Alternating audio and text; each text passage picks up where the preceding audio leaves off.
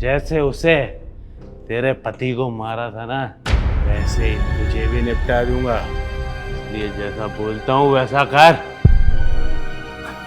नहीं, छोड़ो।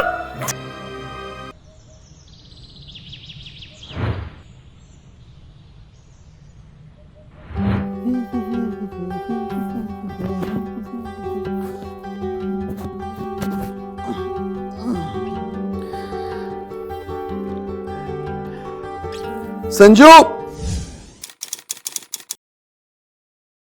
संजू। जी अरे मेरा वॉलेट कहाँ है यार? वही है टेबल पर। अरे यार मुझे ऑफिस के लेट हो रहा है यार, नहीं मिल रहा है, जल्दी आओ। अरे वहीं पर तो है। अरे नहीं मिल रहा है, बोल रहा हूँ ना। रुकिए मैं आती हूँ।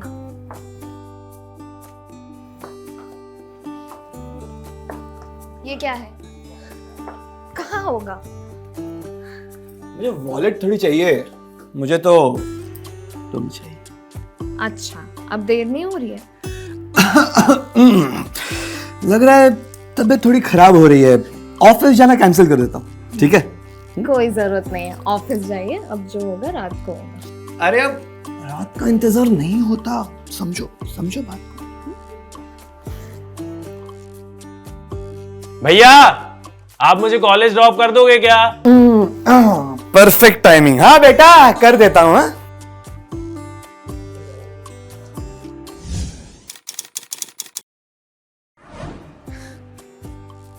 भाभी आप यहाँ हो, मुझे बहुत जोर से भूख लग रही है, जल्दी से नाश्ता दे दो ना। जाओ जाओ, खिला दो, 2 दिन से खाया नहीं इसने। अभी देती हूँ।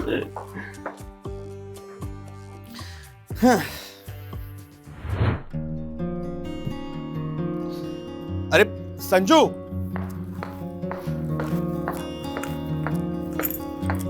संभाल के जाइएगा। Bye bye. बाय भाभी। जल्दी आता हूँ, चलो।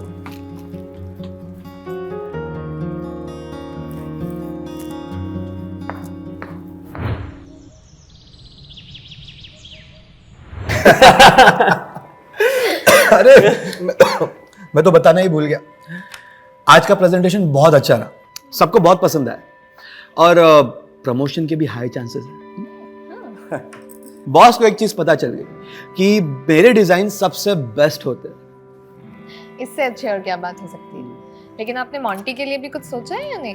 अरे हाँ मोंटी, तुम आज कॉलेज से वो कॉन्वोकेशन लेटर लाने वाले थे, मिला? हाँ मिल गया ना भैया। बहुत बढ़िया। तो फिर अभी आगे क्या क्या सोचा है?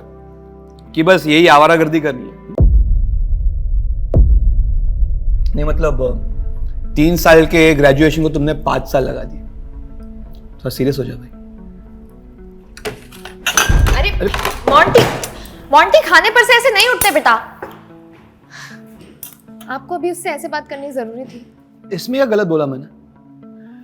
माँ और पापा के जाने के बाद घर कैसे संभाला है तुम भी जानती हो, और ये देखो नवाबजादे खाना छोड़कर जाता है। मैं समझती हूँ, लेकिन वो कोशिश कर रहा है ना। कोशिश 2 साल बर्बाद नहीं होते अगर अच्छी कोशिश की होती तो। बच्चा है वो अभी। बच्चा अभी शादी करवा दो ना तो बाप बन जाएगा, और इसे किसी भी चीज की कदर ही नहीं है। तुम इसके लिए मां नहीं बन रही हो। मैं दिन रात मेहनत कर रहा हूं, पर इसे किसी चीज की परवाह ही नहीं है। जब भी देखो फोन में लगा रहता है। क्या है उस फोन में? आप छोड़िए इन बातों को, खाना खाइए। मेरा भी मूड उड़ गया है, चल नहीं खा।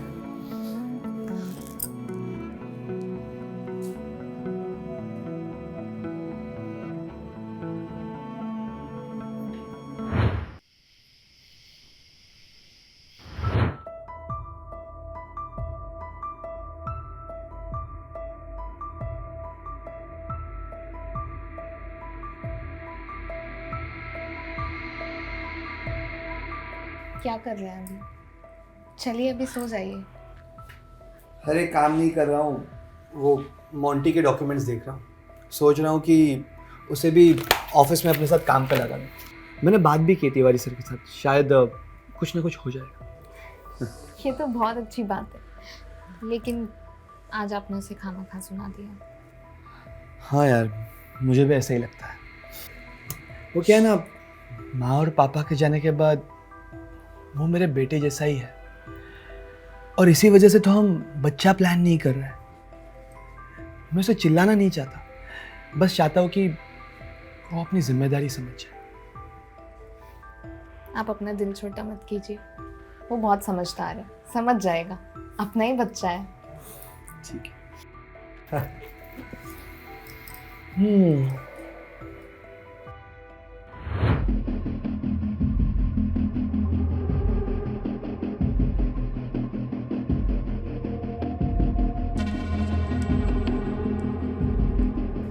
तुम मेरी क्यों नहीं हो सकती? तुमको पता है ना मैं तुमसे कितना प्यार करता हूं। बस एक मौका देकर देखो, तुम्हें ना जन्नत की सैर करा दूंगा। लेकिन हम दोनों के बीच में इस कांटे को उखाड़ के फेंकना पड़ेगा। लेकिन तुम चिंता मत करना, तुम्हें ना मैं बिल्कुल रानी बनाकर रखूंगा। I love you so much.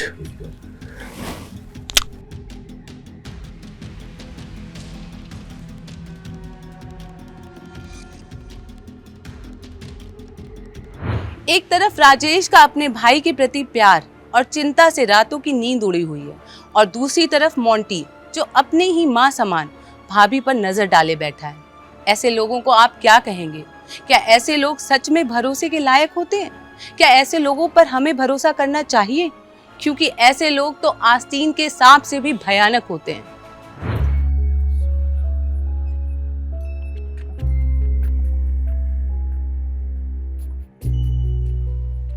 अरे मोंटी, क्या कर रहे हो?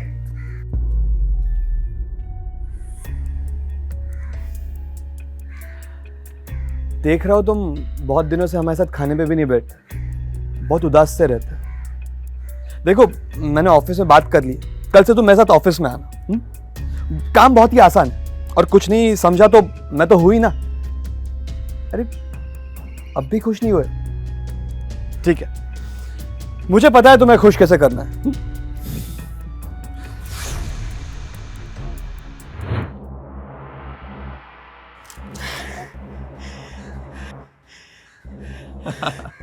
थैंक यू भैया, थैंक यू सो मच। मैं कब से सोच रहा था कि मुझे ये वाली बाइक मिले। थैंक यू मुझे नहीं, भाभी को बोलना, आइडिया उनका था। तो हम दोनों की तरफ से तुम्हें ये बर्थडे गिफ्ट। जाओ। थैंक यू सो मच भैया। मैं अभी जाके ना एक बाइक सबको दिखा के आता हूँ। जाओ जाओ।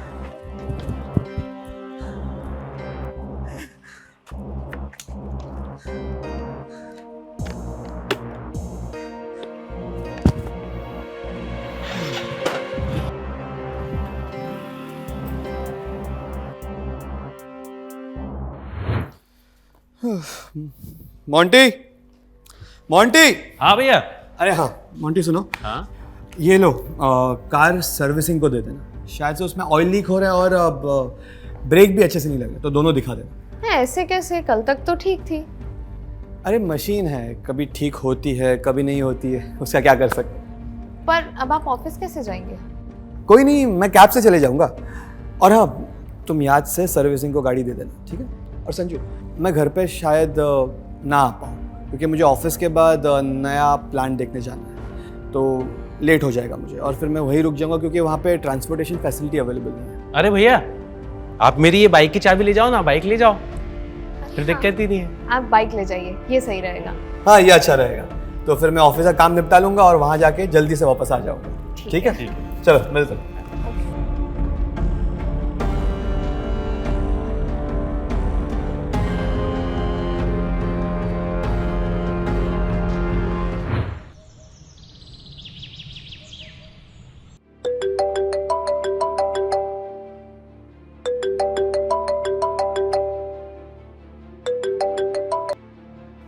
हेलो। हेलो, क्या मेरी बात संजना मिश्रा से हो रही है? जी बोल रही हूँ।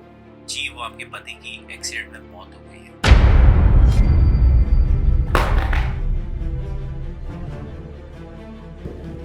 भाभी, क्या हुआ भाभी?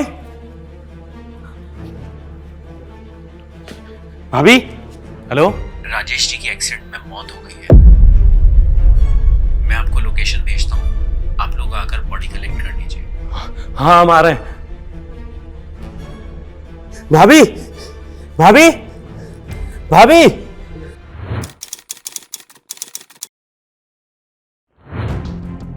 हाँ सर, मैं पता लगा रहा हूँ। जैन सर। सर, राजेश की बाइक का जहाँ स्पॉट हुआ था वहाँ की फॉरेंसिक रिपोर्ट। हाँ तो एक्सीडेंटल केस बोल के फाइल क्लोज कर दो।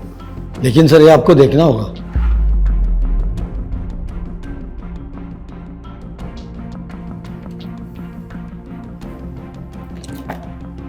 ये तो एक्सप्लोजिव है और कोई ऐसा वैसा नहीं बल्कि केमिकली डिजाइंड है। मतलब कातिल को अच्छे से पता था कि गाड़ी के गर्म होते ही अंदर का केमिकल एटमॉस्फेयर के ऑक्सीजन में कांटेक्ट में आके आग पकड़ लेगा। और स्पोर्ट्स बाइक ज्यादा हीट प्रोड्यूस करती है कंपेयर टू नॉर्मल बाइक। और एक बात सर, बाइक के कूलेंट के पार्ट्स गायब है। मतलब किसी ने जानबूझकर बाइक के साथ छेड़छाड़ की है। एक काम करो, पड़ोसियों से पूछताछ करो, ये मोंटी के कॉलेज में भी पूछताछ करो। जी सर।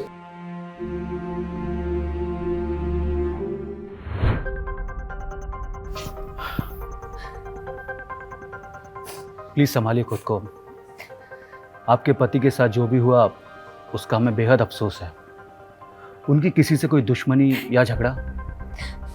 नहीं सर, राजेश बेहद शरीफ इंसान थे, उनका किसी के साथ कोई झगड़ा नहीं था। हो सकता है बाहर कुछ हुआ हो। नहीं सर, मेरे भैया तो बहुत शरीफ थे सर, उनकी किसी के साथ कोई दुश्मनी नहीं थी। लेकिन आप ये सब क्यों पूछ रहे हैं? जी क्योंकि जिस बाइक एक्सीडेंट में उनकी डेथ हुई है वो एक्सीडेंट पेट्रोल की टंकी फटने से हुआ था और हमें जांच में पता चला है कि उसके सेफ्टी पार्ट्स निकाले गए थे।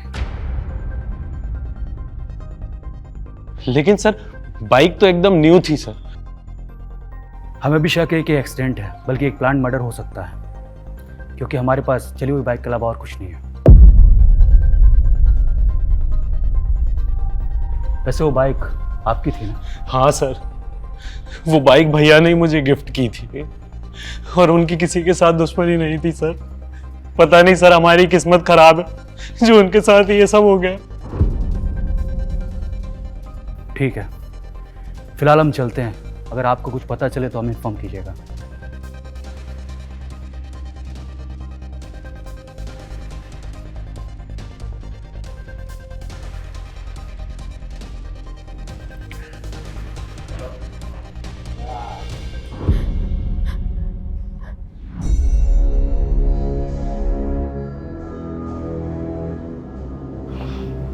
सर, इन दोनों के चाल चलन कुछ ठीक नहीं है।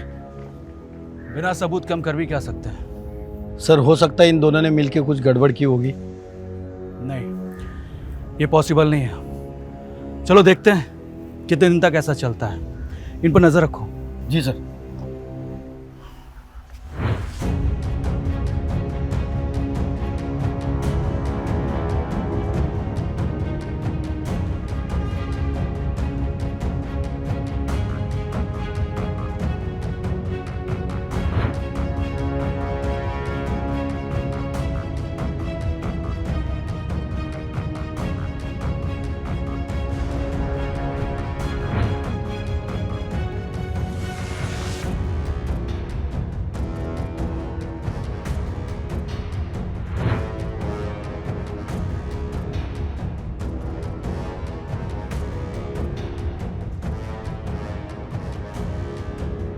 सर हम पूरी कोशिश कर रहे हैं, बहुत जल्द कुछ पता चलेगा।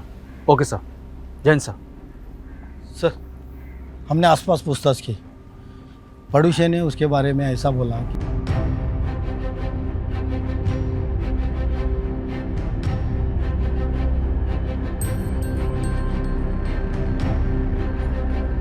सर इतना सबूत काफी है उसको उठाने के लिए। नहीं राजदीप, पुख्ता सबूत चाहिए। सर, 2 डंडे पुलिस के गिरेंगे ना तो तोते जैसा बोलने लगेगा वो। सही कहा। इससे पहले कि वो भाग जाए उठा लेते हैं। सर, चलो।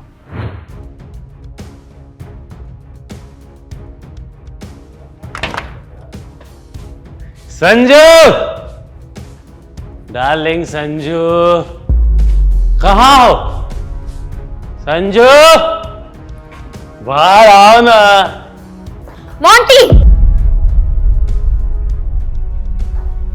तमीज भूल गए हो क्या? अभी भैया को गए महीना भी नहीं हुआ है और तुमने ये क्या हालत बना रखी है? चुप। वो होता भी तो क्या करता मेरा? ये घर मेरे बाप का है और वो जो काम करता था वो भी मेरी बाप की जगह पे करता था। बकवास करती है। तुम होश में नहीं हो, बाद में बात करो तुम।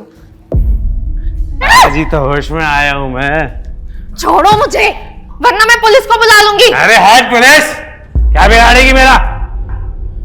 जैसे उसे तेरे पति को मारा था ना, वैसे ही तुझे भी निपटा दूंगा। इसलिए जैसा बोलता हूं वैसा कर।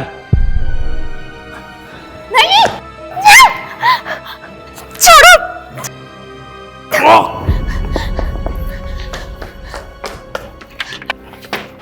सर, इसी ने मेरे पति को मारा है और ये मुझे भी मारना चाहता है। हमें इसकी सच्चाई पता चल गई है। ले चलो से।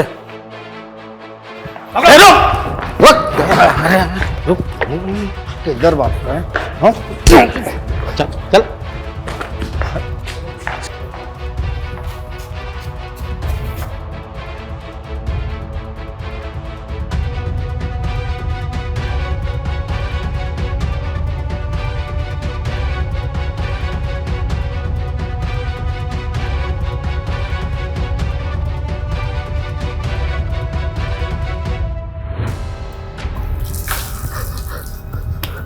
होश उतरा?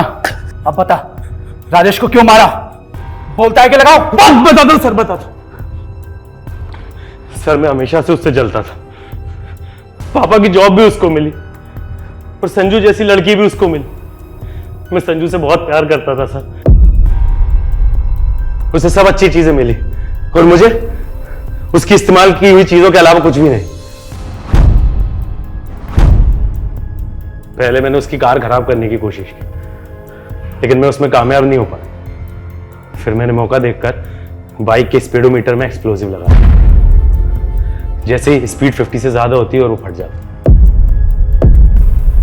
और मुझे पता था भैया वो खाली सड़क पर भगाने का शौक है।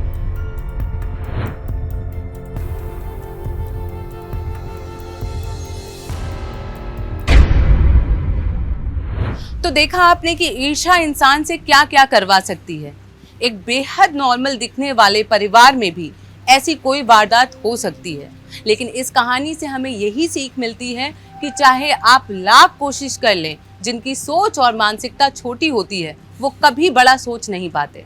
लेकिन फिर भी सच्चाई छुपाए नहीं छुपती। हमारे साथ ऐसे ही बने रहिए। हम फिर एक बार ऐसे ही दिल दहला देने वाली कहानी से आपको रूबरू करवाते रहेंगे। तब तक के लिए सावधान रहिए, सतर्क रहिए। जय हिंद।